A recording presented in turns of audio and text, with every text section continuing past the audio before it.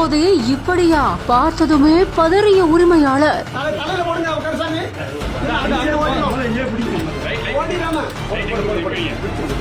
தென்காசி மாவட்டம் சங்கரன் கோவில் பக்கத்துல இருக்கக்கூடிய ராஜபாளையம் சாலையில ஒரு பிரிண்டிங் கடையானது இயங்கிட்டு இருக்கு. இந்த நிலையில வழக்கம் போல கடையை திறந்து பார்த்த கடையோட உரிமையாளர் பிரபு கடைக்குள்ள ஏதோ ஒண்ணு நெடியறத பாத்திருக்காரு. அப்பதான் கண்ணாடி வெறியன் பாம்பு இருக்கிறத கண்ட நிலையில உடனடியா சங்கரன் கோவில் தீயணைப்பு துறையினருக்கு தகவல் கொடுத்திருக்காரு. அவங்களும் விரைந்து வந்திருக்காங்க. அதுக்கப்புறமா ரொம்ப லாவகமா அந்த பாம்பை பிடிச்சு கொண்டு போய் வனப்பகுதியில விட்டதா சொல்லப்படுது.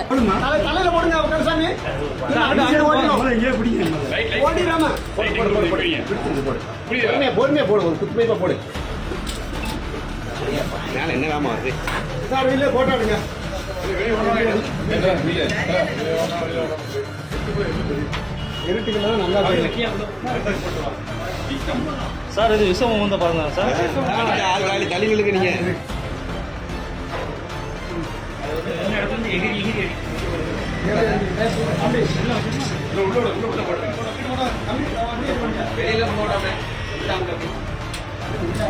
திடீர்னு கடையை திறக்கும் போது நெளிஞ்சிட்டு இருந்த உருவத்தை பார்த்த உடனே உரிமையாளர் பயந்ததாகவும் சொல்லப்படுது.